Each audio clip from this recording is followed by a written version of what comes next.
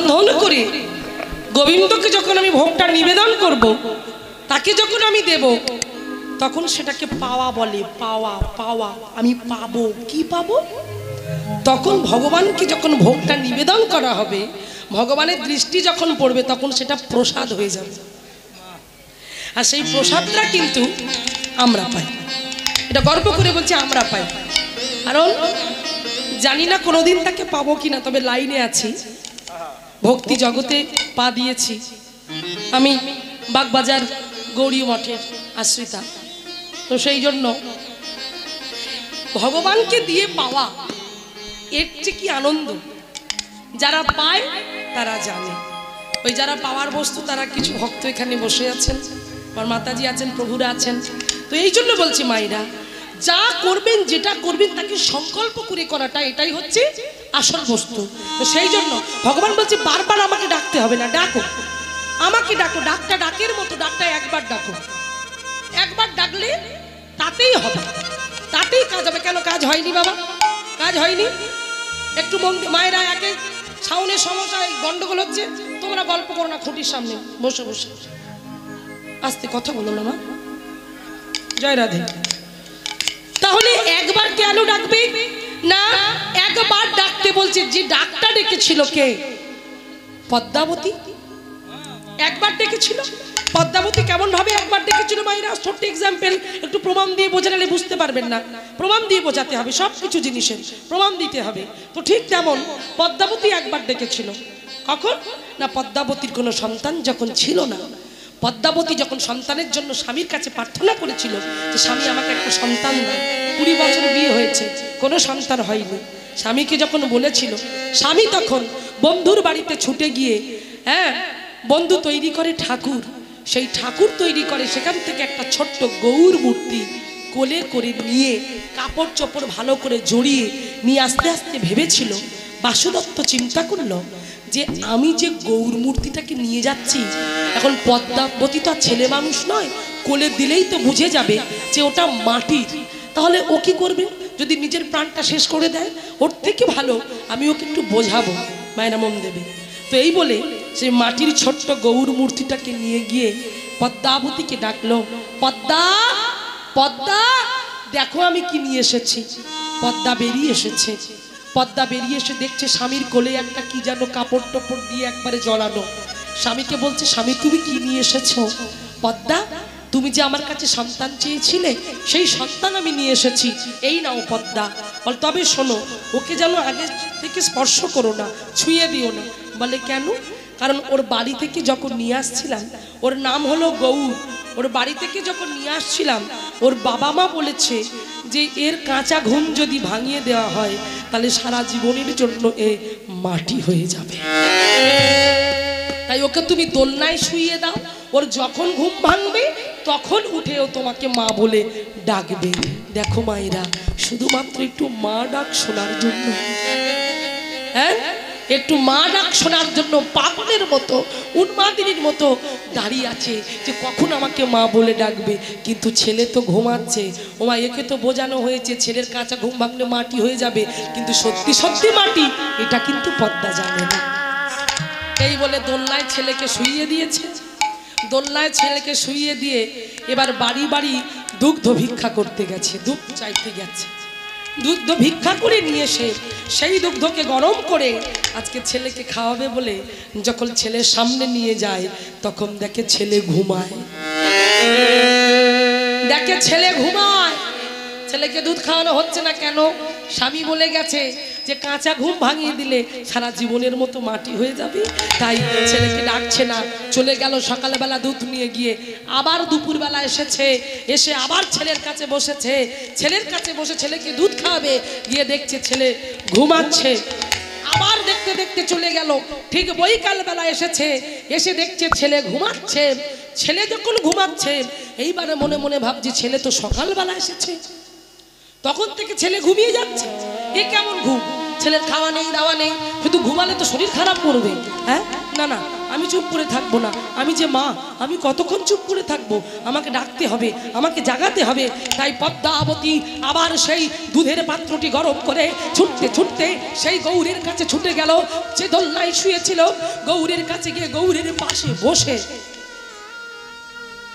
জানো মা, মূর্তিটা এমন ভাবে তৈরি করা না, কাছ থেকে দেখলে বোঝাই যাবে না যেটা সত্যি না মাটি। ধীরে ধীরে গিয়ে দোলনার পাশে বসে আলতো করে ডাকছে, গৌর, ও গৌর, ওঠ ওঠ বাবা, কথা বল, খেয়ে নে, কত বেলা হয়ে গেল। গৌর, গৌর, গৌর।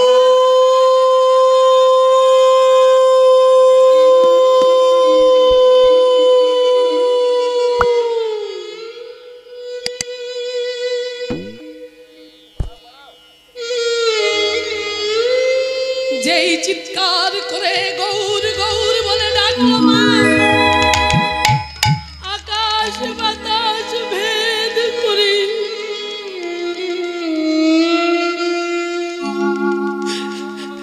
সেই ডাক পৌঁছে গেল বৈকুণ্ঠের সিংহাসন। সিংহাসনে যে ভগবান বসেছিল, ভগবান চমকে উঠল।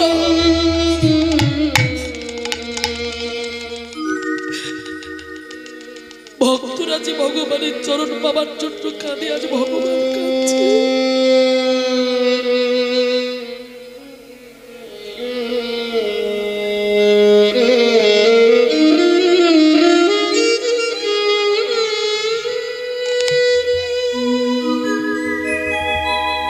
মা লক্ষ্মী প্রভুর পাশে বসে বলছে, স্বামী তুমি কাঁদছো কেন?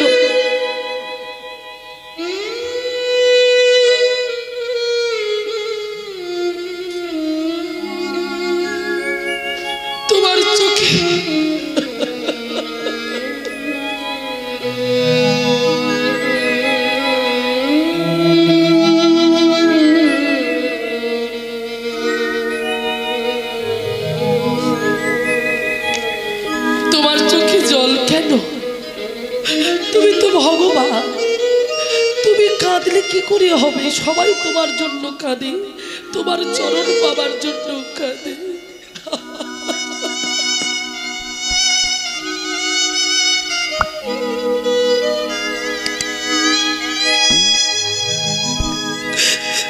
আজকে তুমি কাঁদছো কেন স্বামী? কেঁদো না, কেঁদো না। তখন ভগবান বলছে, লক্ষ্মী আমি কাঁদতে চাইনি, আমাকে যে কাঁদাচ্ছে আমার মা, আমার ভক্ত যে আমাকে ডাকছে। জগতে কোনো মা যদি তার সন্তানকে এমন করে ডাকে, সন্তান কি ডাকিয়ে থাকতে পারে? আমাকে যেতে হবে।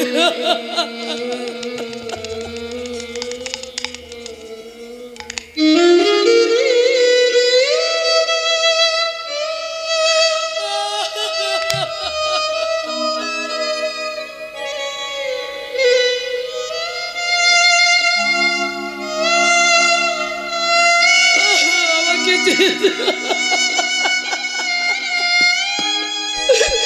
আমি যাব, আমি যাব, আমি যাব।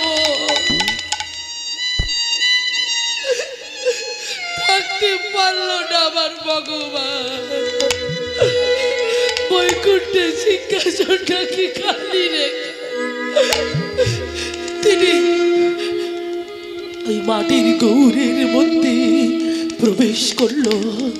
আর যখন মাটির গৌরের মধ্যে প্রবেশ করলো, তখন ধীরে ধীরে ওই মাটির চোখ একটু একটু করে চোখের পলক পড়তে লাগলো, হাতের আঙুলগুলো কেঁপে উঠতে লাগলো, পায়ের আঙুলগুলো নড়ে উঠলো, চিৎকার করে ধীরে ধীরে মায়ের দিকে তাকিয়ে, দেখো মায়েরা মাটির গৌর কথা বলছে, ধীরে ধীরে মায়ের দিকে তাকিয়ে বলছে, মা অনুধ্বনির গায়ে গৌর প্রেমানন্দে।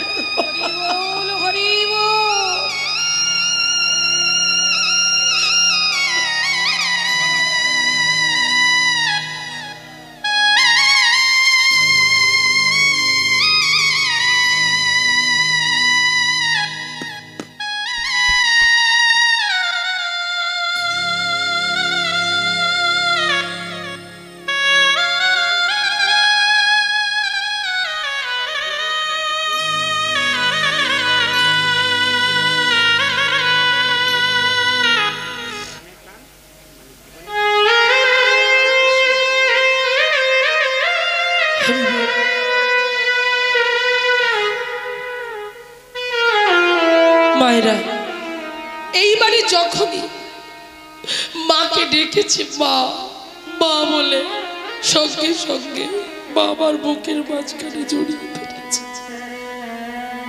তাই হচ্ছে বাবা ভক্ত ডাক, ডাকটা যদি ডাকের মতো হয়, ভগবান সেই ভক্তের কথা ভক্তের কাছে আসে। তাই আজকে ভগবান বললেন ভক্তির উপরে নির্ভর করে সব কিছু, ভক্তি না থাকলে তো ভগবান পাওয়া যায় না। তাই আজকে সেই বৃন্দাবনের, সেই উত্তরপ্রদেশ বৃন্দাবন, সেই বৃন্দাবনের কথা আমরা শুনবো, সেই ভক্তের কথা শুনবো। হরি হরি বল রাধে। তাই চলুন আমরা যাই মধুময় শ্রীধাম বৃন্দাবন ধাম। সবাই মিলে প্রেম সে বলো রাধা রানী কি, শ্যাম সুন্দর কি, मदन मोहन की, गिरिधारी गोपीनाथ की, बांके बिहारी की, वृंदावन धाम की, निताई गौ प्रेमानंद একবার হরি বল। তাই বাবা চলো আজকে যে বৃন্দাবনে আমরা যাচ্ছি, সেই বৃন্দাবনে অপূর্ব সুন্দর একটি ভজন আমরা শ্রবণ করব। যে ভজনটি আমি গাইব, সেই ভজনটি এমন একদিনের ভজন, কি আশ্চর্য ঘটনা দেখুন। সেই ভজনী আর জন্ম থেকেই দুটো চোখ নেই, জন্ম থেকেই অন্ধ, অন্ধ অবস্থাতে একটা দুটো ভজন তিনি লেখেনি বাবা। ওই অন্ধ অবস্থাতে 33,000-এর বেশি তিনি ভজন লিখেছেন।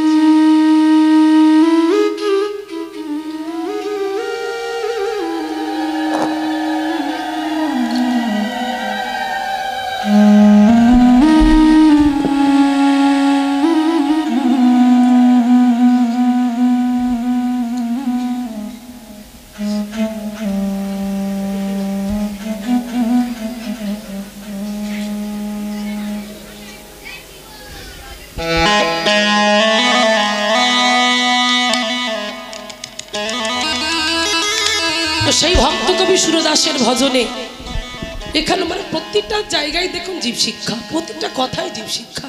তিনি ভজনের মাধ্যমে জীব শিক্ষা দিয়ে গেল। তার ভজন শোনার জন্য স্বয়ং বৈকুণ্ঠ থেকে ভগবান ছোট্ট বালক বেশে গালে হাত দিয়ে বসে বসে নিধুমনে ওনার ভজন শুনতেন। সেই ভক্ত কবি সুরদাসের ভজন আমি 4 লাইন গাইব। কি সুন্দর কথা, জগৎকে শিক্ষা দিয়ে গেল দেখুন। আহা হরি বল রাধে। মায়ের একবার উলুধ্বনি করে নিতাই গৌর প্রেমানন্দ।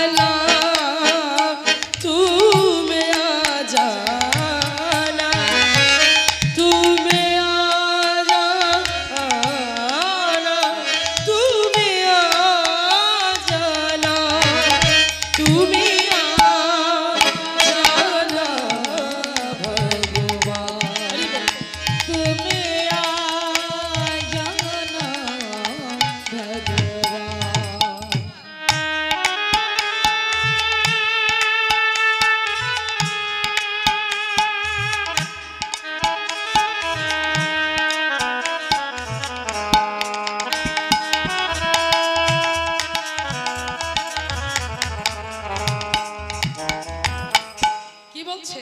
হ্যাঁ, বাংলায় কি বলছে দেখো বাবা। হিন্দিতে বলছে তুম আ জানা ভগবান, বাংলায় কি বলছে? কি হবে কথাটা? হিন্দিতে বলছে তুম আ জানা ভগবান, বাংলায় কি হবে? তুমি সোনা ভগবান, তুমি সোনা ভগবান, আমি অন্ধ বলে আমি চোখে দেখতে পাই না বলে, ওগো দয়া মা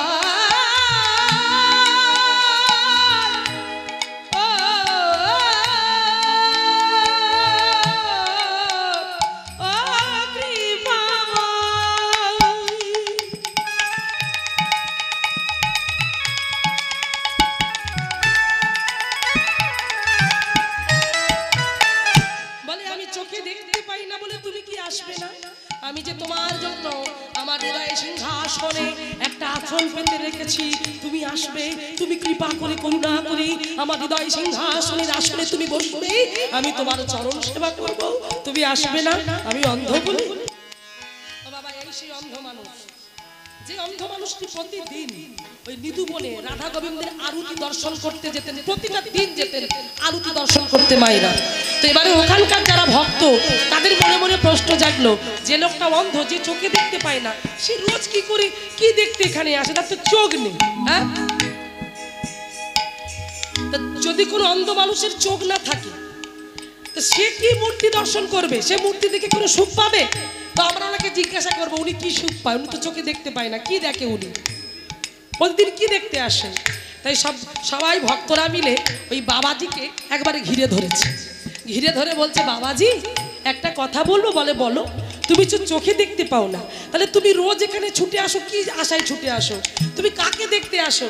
বলে শোনো, আমি চোখে দেখতে পাই না তো কি হয়েছে,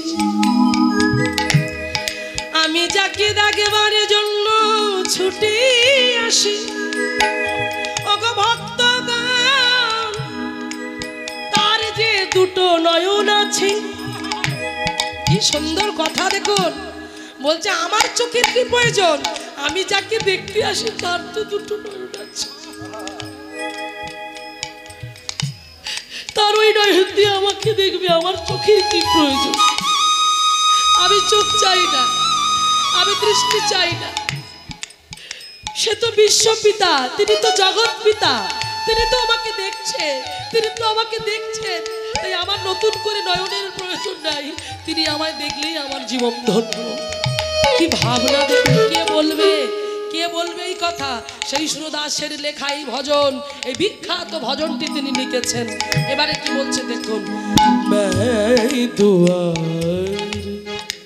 খুল কর बैठा हूँ, मैं दुआर खुल कर बैठा हूँ, मैं दुआर खुल कर बैठा हूँ। मैं दुआर खुल कर बैठा हूँ। कौन दुआर? कौन दुआर? रान्ना घरेर दुआर? बा हृदय दुआर। আমি হৃদয় দুয়ার খুলে বসে আছি, তুমি এসো, তুমি এসো। এরপরে কি বলছে, তেরে বিনা মন মন্দিরে মেরা, তেরে বিনা মন মন্দিরে মেরা, বলছে তেরে বিনা মন মন্দির মেরা, তোমার জন্য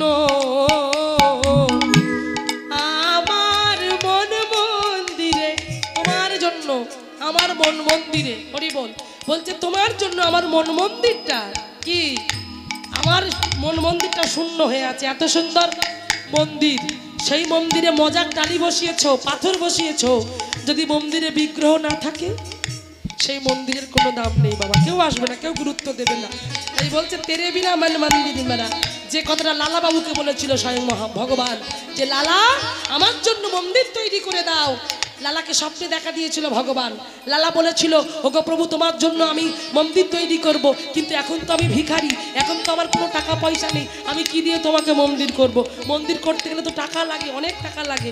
তখন ভগবান বলেছিল, লালা আমি ওই ইট কাঠ পাথর বালি সিমেন্ট দিয়ে তৈরি করা মন্দিরও তো আমি থাকি না, আমি সেই মন্দিরে থাকি। কোন মন্দিরে জানো? কারণ আমি সেই মন্দিরে থাকি, ভক্তের হৃদয় মন্দির,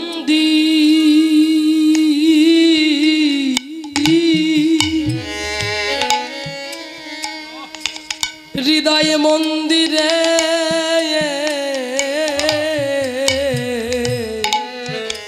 থাকতে ভালো ও বাসি।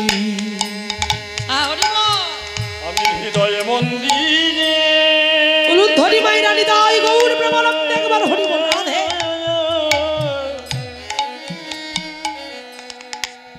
হৃদয় মন্দিরে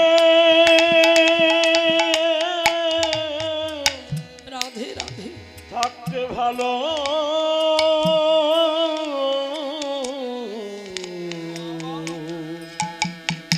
ভালো ভগবান ভক্তের হৃদয় মন্দিরে থাকতে ভালোবাসে, সেই জন্য বললেন, হ্যাঁ তেরে বিনা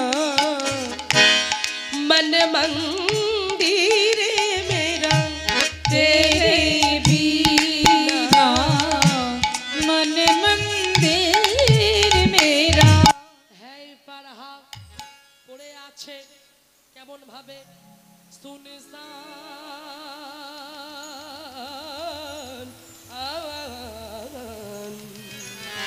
तुम आ जाना भगवान, तुम आ जाना भगवान, तुम आ जाना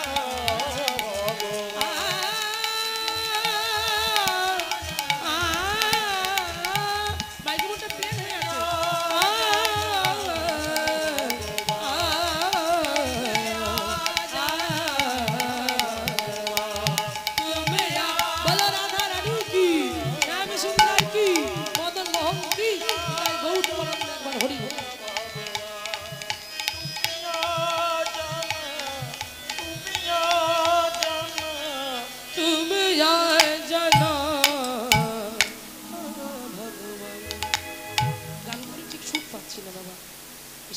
মানে এত অসুবিধা হচ্ছে, মানে যেগুলো সেগুলো দিতে হবে, মানে গানের জন্য যেভাবে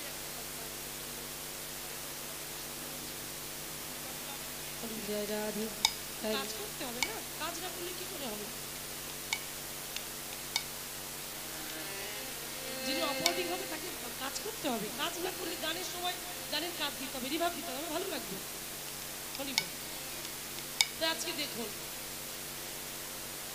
উত্তর প্রদেশ রাজ্য, তাহলে লীলার নাম হলো জামাই বিনোদ, সেই উত্তর প্রদেশ, উত্তর প্রদেশ রাজ্য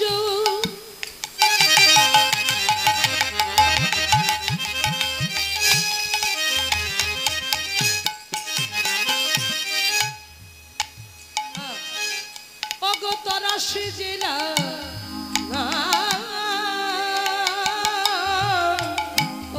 উত্তর প্রদেশ রাজ্য,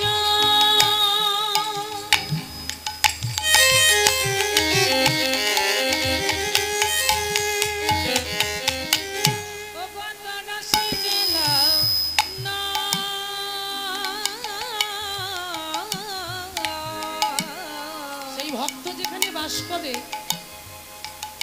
নবগ্রামে বাসি কবি ভক্ত বাঞ্ছারা,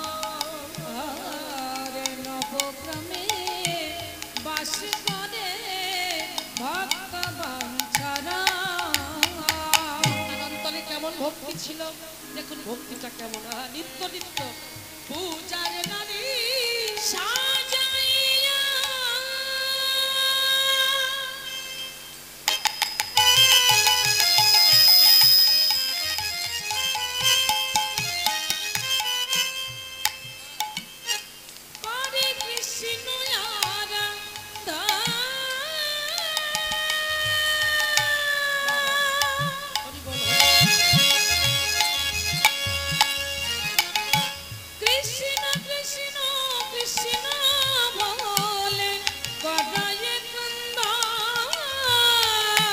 কৃষ্ণ কৃষ্ণ কৃষ্ণ বলে করই কন্যা সদাই কৃষ্ণ কৃষ্ণ কৃষ্ণ বলে সদাই কৃষ্ণ কৃষ্ণ কৃষ্ণ বলে বলে ভাসে দুটি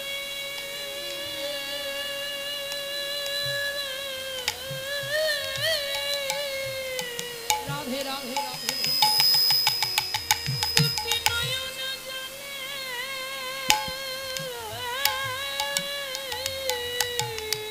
সদাই কৃষ্ণ কৃষ্ণ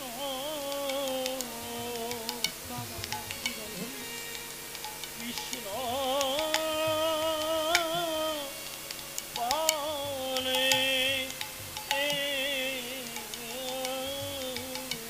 ভাসে দুটি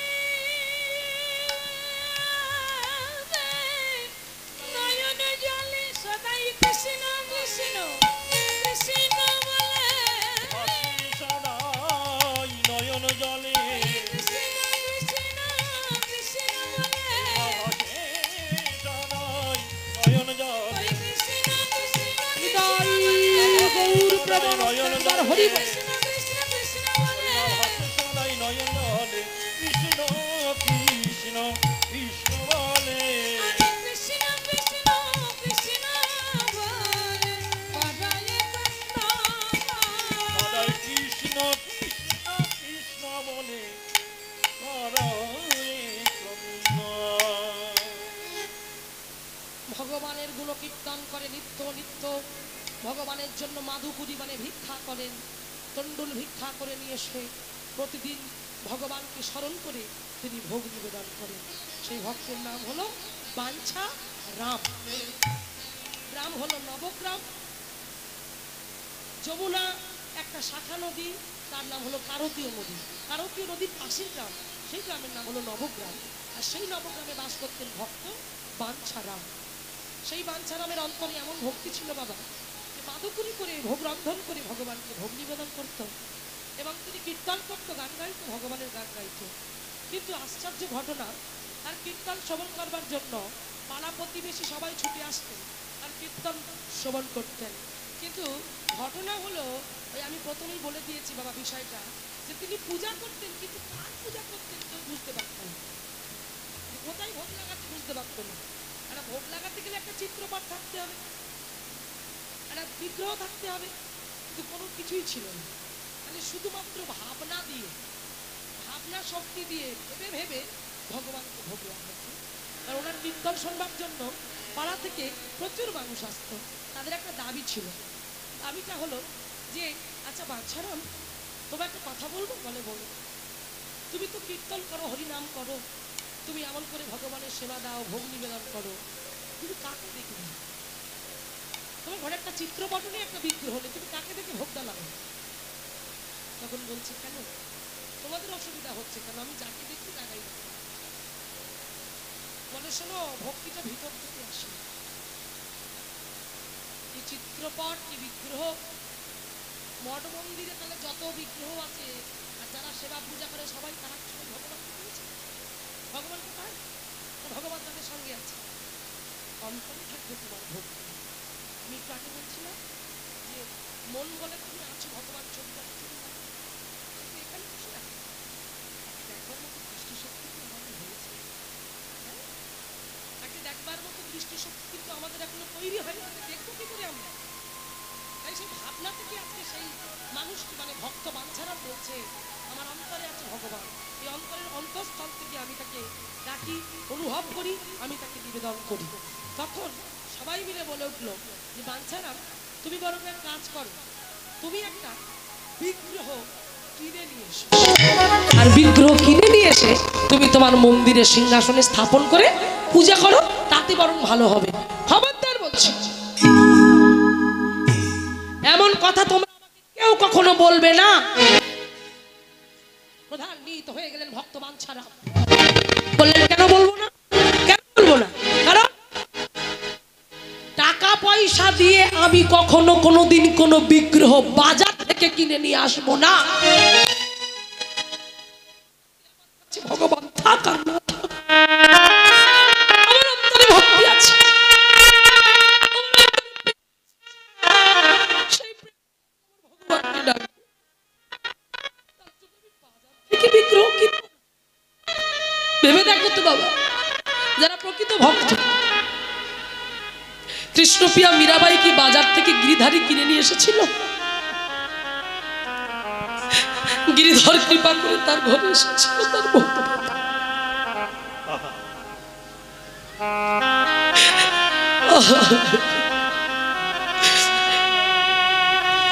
ভগবান পাগল হবে ভক্তের কাছে আসবার জন্য, তার ভক্তিতে ডেকে নিয়ে আসবে। একবার ভগবান ব্রজগোপীদেরকে জিজ্ঞাসা করেছিল, যোগ্য গোপীগণ, আমি অনাদি আদি গোবিন্দ, সর্বকারণের কারণম, আমি বিশাল, আমি বিভু, আমি বিরাট, আমি আদি, আমি অনন্ত, আমি সৃষ্টি স্থিতি লয় প্রলয়কারীর মালিক। কত যোগী যোগে আমায় পায় না, কত ধ্যানী ধ্যান করে আমায় পায় না, কত মুনি ঋষি আমাকে পায় না, তবে তোমরা আমাকে কি এমন বস্তু দিয়ে ডাকো যার জন্য আমি মন্ত্রমুগ্ধের ন্যায় তোমাদের কাছে ছুটে আসি? বীণ বাজালে যেমন সাপ ছুটে যায়, তেমন আমি থাকতে পারি না। তোমরা যখন আমাকে ডাকো আমি থাকতে পারি না, আমি পাগলের মতো তোমাদের কাছে ছুটে যাই। বলো না তোমরা আমাকে কি দিয়ে ডাকো? কেন তোমরা ডাকলে আমি সব কাজ ছেড়ে তোমাদের কাছে ছুটে আসি? বলো না কেন?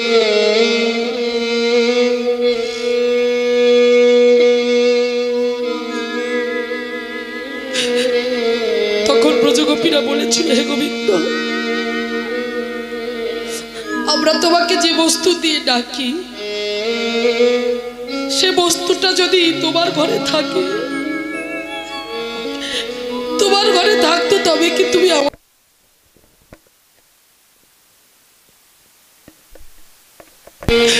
তোমার ঘরে সেই বস্তু নেই বলেই তো তুমি ছুটে আসো ভক্তের ঘরে। তখন বলছে, বলো না তোমাদের কাছে কি এমন বস্তু আছে যার জন্য ওটা দিয়ে ডাকলে আমরা বারবার তোমার কাছে ছুটে আসি? আমি বলছি, গো গোবিন্দ, আমাদের কাছে যে বস্তুটা আছে সেটা হচ্ছে ভক্তি। আমাদের ঘরে আছে ভক্তি মহারানী, সেই ভক্তি দিয়ে আমরা তোমাকে ডাকি, তাই তুমি আমাদের কাছে ছুটে আসো। তুমি তো ভগবান, তোমার কাছে থাকবে তো কৃপা, আর আমাদের কাছে থাকবে তো ভক্তি। ভক্তের কাছে ভক্তি যদি না থাকে, ভগবান তো ভক্তকে কৃপা করবে না। তো সেই ভক্তিটা আমাদের অন্তরে আছে। তাই কৃষ্ণপ্রিয়া মীরাবাই ছোটবেলায় দেখেছিল এক ঠাকুর মশাইয়ের হাতে গিরিধারী গোপালকে। সেই গিরিধারী গোপালকে দেখে ওই ছোট্ট মীরা বলেছিল, দাদু, ও দাদু, দাদু, তোমার কোলে ওটা কি গো? সেই ঠাকুর মশাই কোলে নিয়ে গিরিধারীকে বলেছিল, ও মীরা, এটা কি জানিস মা? এটা হলো গিরিধারী রে। এই গিরিধারী, একে যে মন দিয়ে ভালোবাসে, এই গিরিধারী তার হয়।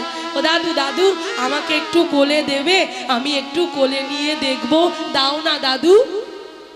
ঠাকুর মশাইয়ের হাত থেকে গিরিধারীকে যখন মীরার কোলে দিল, আর ওই যে মীরার কোলে উঠলো, ওই যে ভক্ত ভগবানের স্পর্শ একবার পেয়ে গেল।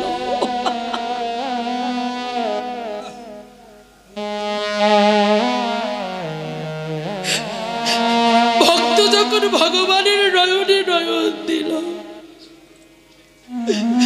এই দিটিতে মিলালে দিটি সে জানে তার মিঠি, আর জনে জানবে। যদি হয় যোগে কবু না হয় বিয়োগ, বিয়োগ হইলে কবু না জীব। মীরা দেখেই ভালোবেসে ফেললো ছোট্ট মেয়েটা, কোলে নিয়ে খেলছে, কোলে নিয়ে নাচছে, নয়ন জলে বক্ষ ভাসিয়ে এইবার ঠাকুর মশাই বলছো মীরা দে, এবার দেরি হয়ে যাচ্ছে রে, ভগবানের ভোগ লাগাবো। ও দাদু দাদু ওই ওই গিরিধারীটা আমার কাছে থাক না, ওই গিরিধারী গোপালকে আমাকে দাও না, আমি রাখবো, আমার কাছে রাখবো, আমাকে দাও না। না মা, তুই যে ছোট, তুই নিতে পারবি না, তুই বড় হ। ও মা, দাদুকে বলো না ওই গিরিধারীকে যেন আমাকে দেয়। দিল না, নিয়ে চলে গেল বাড়িতে ঠাকুর মশাই। ঠাকুর মশাই যখন বাড়িতে গিরিধারী গোপালকে নিয়ে চলে গেল, মেয়েটা কেঁদে কেঁদে কেঁদে কেঁদে অসুস্থ হয়ে পড়ল। গিরিধারী, গিরিধারী নয়ন জলে বক্ষ ভাসি কাঁদছে, কেঁদে কেঁদে ডাকছে, কোথায় তুমি? পিয়া বিনা, পিয়া বিনা, पिया बिना, पिया बिना रहने न जाए,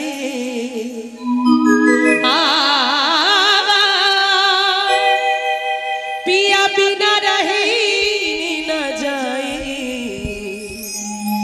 तन मन मेरा पिया परवाए, बारे बार बोली जाए, पिया बिना रहने ना जाए। রাত্রিবেলা যখন ঠাকুর মশাই গিরিধারীকে নিয়ে ঘুমাচ্ছিল, সেই ঠাকুর মশাইকে স্বপ্নে দেখা দিল গিরিধার। ঠাকুর মশাই কে? আমি তোমার আরাধ্য দেবতা, তোমার গিরিধর। আমি এতদিন তোমার ঘরে ছিলাম, আর থাকবো না। কেন, আমার কি সেবায় কোনো ত্রুটি হয়েছে? না না না, তোমার সেবায় কোনো ত্রুটি হয়নি। এতদিন তো তোমার কাছে ছিলাম, এতদিন তো তোমার ভালোবাসা পেয়েছি, এবার যে আর এক ভক্তের কাছে আমাকে যেতে হবে। আমার মীরা যে আমার জন্য অপেক্ষা করছে, আমাকে নিয়ে চলো আমার মীরার কাছে। আমার মীরার চোখে জল পড়ছে, আমি চাই না আমার মীরা কাঁদুক। তাই সেই ঠাকুর মশাই সেই রাত্রেবেলা ওই গিরিধরকে কোলে নিয়ে মীরার বাড়ি পৌঁছে দিয়ে এলো মায়েরা। তাই যারা প্রকৃত ভক্ত হয় তারা বাজার থেকে ভগবান কিনতে লাগে না, তাদেরকে ভগবান আপনা থেকে ভক্তের ঘরে আসে। তাই দেখুন, তাই সেই বাঞ্ছারাম বললেন যে আমি কোনোদিন বাজার থেকে বিগ্রহ কিনে নিয়ে আসবো না। যদি কোনোদিন ভগবান কৃপা করে সে আমার ঘরে আসে, সেদিন আমি তাকে তুলবো। আমি কোনোদিন বাজার থেকে বিগ্রহ কিনে নিয়ে এসে প্রতিষ্ঠা আমি করবো না, করবো না, করবো না। এই বলে দিন যেতে লাগলো তার আপন ছন্দে, ভগবানের গুণ কীর্তন করে, ভগবানের নাম করে। সেদিন ওই কারতীয় নদীতে স্নান করতে যাবেন বলে বের হচ্ছেন, হঠাৎ হঠাৎ কোথাও কিচ্ছু নেই, দুর্যোগ নেমে এলো। বৃষ্টি, ঝড়, আকাশে বিদ্যুৎ চমকাচ্ছে, রাস্তাঘাটে জনপ্রাণী নেই, কেউ বেরোতে পারছে না বাবা। রাস্তাঘাটে কোনো বিড়াল কুকুর পর্যন্ত বেরোতে পারছে না। আর সেই রাস্তাতে ওই কারতীয় নদীর জলে প্রতিদিন স্নান করে এসে তবে ভগবানকে ভোগ নিবেদন করে। আর আজকে বৃষ্টি হচ্ছে বলে যাবে না, এটা ভক্তদের নিয়ম নয় বাবা। তাই ভক্তের লক্ষণ দেখুন, যা হয় হোক তবু আমি নদীর জলে স্নান করতে যাব। এই বলে ভক্ত বাঞ্ছারাম মনের আনন্দে আজকে গাইতে গাইতে চলেছে, হরিনাম কৃষ্ণ নাম গাইতে গাইতে চলেছে। ভজ শ্রীকৃষ্ণ, কহ শ্রীকৃষ্ণ, লহ শ্রীকৃষ্ণ নামে, ভজ শ্রীকৃষ্ণ, হরি বল হরি বল শ্রীকৃষ্ণ, উলুধ্বনি গায় না, উলুধ্বনি, লহ শ্রীকৃষ্ণের নাম রে, ভজ শ্রীকৃষ্ণ, কহ শ্রীকৃষ্ণ, লহ শ্রীকৃষ্ণের নাম রে, যে জানা শ্রীকৃষ্ণ ভাজে, হরি বল, সে হয় আমার প্রাণ রে, যে জানা কৃষ্ণ ভজে, সে আমার প্রাণ রে, যেই জন শ্রীকৃষ্ণ ভাজে, সে হয় আমার প্রাণ রে, ভজ শ্রীকৃষ্ণ, কহ শ্রীকৃষ্ণ, লহ শ্রীকৃষ্ণের নাম রে, ভজ শ্রীকৃষ্ণ, কহ শ্রীকৃষ্ণ, কহ শ্রীকৃষ্ণের নাম রে। এইবার কৃষ্ণ নাম গাইতে গাইতে বাঞ্ছারাম সেই কারতীয় নদীর জলে গিয়ে ডুব দিয়েছে বাবা। এইবারে ডুব দিয়ে ভগবান ভগবানকে স্মরণ করতে করতেই ওই কারতীয় নদীর জল থেকে উঠে এইবারে বাড়ি আসবে বলে প্রস্তুতি নিয়ে তিনি যখন ভগবানের গুণকীর্তন গাইতে গাইতে আবার পুনরায় ফিরে আসছেন, হরে কৃষ্ণ নাম গাইছে, হরিনাম গাইছে, গাইতে গাইতে ফিরে আসছেন। ঠিক এমন সময় বাঞ্ছারা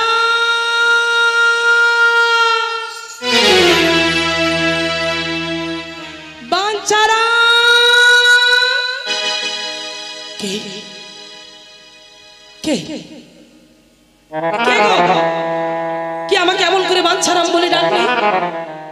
কি আমাকে এমন করে বাঞ্ছারাম? এখানে তো কেউ নেই, এত বৃষ্টি হচ্ছে, এখানে তুমি কাউকে দেখলাম না, আমি তো একাই স্নান করলাম, তাহলে আমাকে বাঞ্ছারাম বলে কে ডাকলো? বলছে না, এটা আমার মনের ভুল। এই বলে বাঞ্ছারাম আবার যাচ্ছে, হঠাৎ করে বাঞ্ছারাম, এইবার বাঞ্ছারাম বলে উঠলো, কে তুমি? কে গো? আরে তখন থেকে আমাকে বাঞ্ছারাম বাঞ্ছারাম বলে ডাকছো, কে তুমি? বলে উঠলো, আমিটাকে আমি বিনোদ। বিনোদ? হ্যাঁ হ্যাঁ, বহুদিন এই কারতীয় নদীর জলে আমি বহু বছর ধরে ডুবে আছি। বাঞ্ছারাম, তুমি আমাকে উদ্ধার করে তোমার ঘরে নিয়ে চলো, আমাকে তুমি নিয়ে চলো, তোমার ঘরে নিয়ে গিয়ে মনের মতো করে সেবা দাও, আমার পূজা করো বাঞ্ছারাম।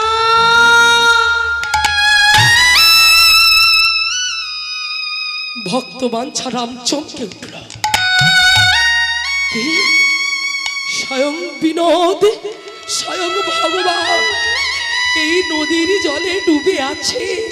থাকতে পারলেন না, ছুটতে ছুটতে ছুটতে ছুটতে ওই কারতীয় নদীর কাছে এসেছে, ভগবানকে উদ্ধার করবে বলে, ওই জল থেকে তুলবে বলে, যেই জল থেকে তুলবে বলে মা এইবার জলে তো নামতে হবে, ডুব দিতে হবে, তবে তো তুলতে হবে।